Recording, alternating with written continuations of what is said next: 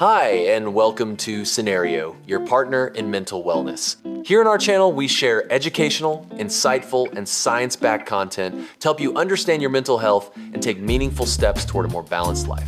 If you're ready to learn, grow, and take control of your wellness journey, let's jump right in. Breakups. Wow, they can feel like a complete shock to the system, right? You're left with these waves of sadness, confusion, maybe a little bit of doubt. So today, we're going to walk through a really actionable guide for navigating this.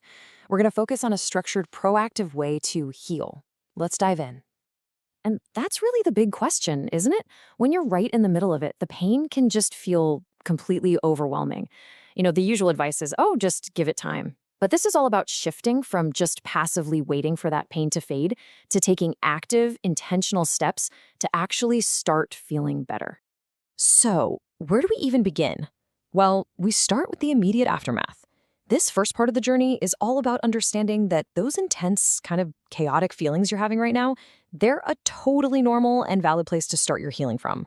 I really, really want to land on this point. It is absolutely okay to not be okay. There's no right or wrong way to feel. The turmoil, the grief, the confusion, that's a shared human experience. So the very first step is just to accept where you are, with zero judgment. What's so powerful here is just seeing how universal these feelings are. Maybe you're dealing with that intense sadness, or you're just replaying memories over and over in your head. Maybe you feel like you've lost your routine, or even a piece of who you are. Maybe you're pulling away from people, or feeling that weird mix of relief and guilt. Seeing your experience on this list, it just helps you know you are not alone in this at all. Okay, so once we've really acknowledged the pain, the next step is huge. It's about shifting our mindset. This whole section is about moving from being a passenger in your grief to actually getting in the driver's seat of your own recovery. And this quote just hits the nail on the head. Time is a factor, sure, but it's not a strategy.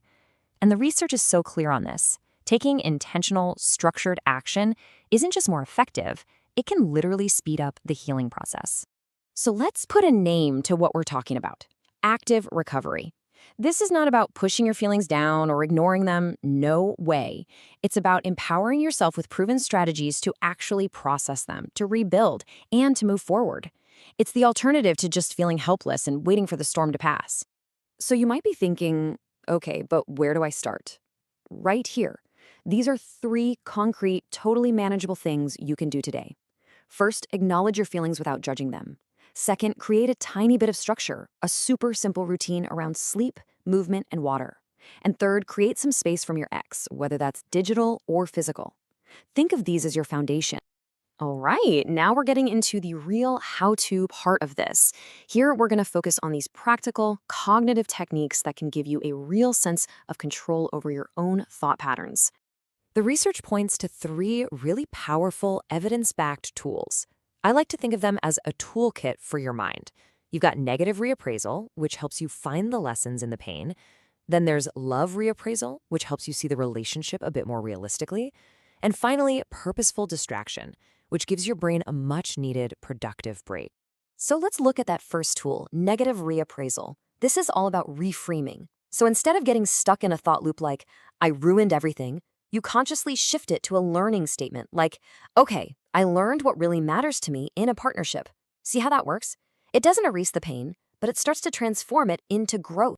And this is so important. Recovery is not a one-size-fits-all deal. If you're the kind of person who tends to overthink everything, you can actually use that.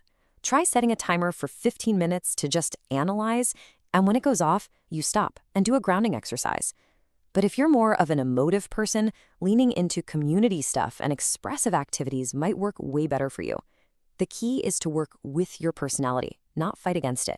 Okay, so we've done some of the internal mental work. Now let's shift our focus to the outside world.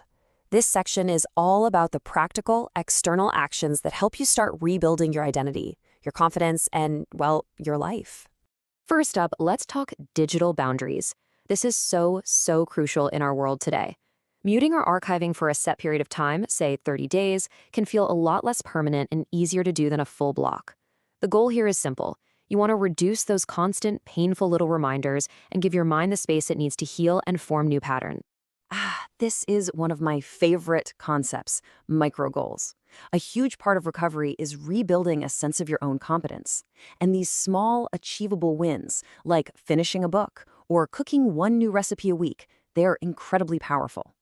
Each little success gives you a tiny dopamine hit, literally rewiring your brain for confidence and helping you create a new sense of who you are, separate from your past relationship.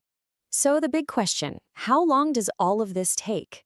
Well, while there's no magic number, the research suggests that when people use these active recovery strategies, they often start to notice steady improvement within about 3 to 6 months. Now, this is not a deadline. Think of it more as a hopeful and realistic outlook for the road ahead.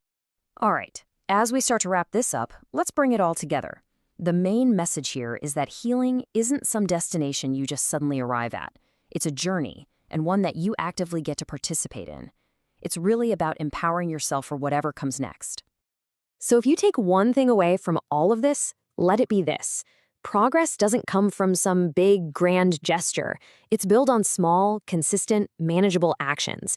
So don't try to do everything at once. Just look at the tools we talked about and pick one. Just one thing to try this week. And that brings us to our final thought. A breakup marks the end of one story. That's true. But it also creates the space for you to begin a brand new one. This question shifts the focus away from the past pain and onto all the future possibilities, reminding you that you are the author of what comes next. So, what new story will you write for yourself? Thank you for watching Cenario. If this video helped you, don't forget to like, subscribe, and share. For personalized mental wellness supplements, visit Cenario.com. See you in the next one.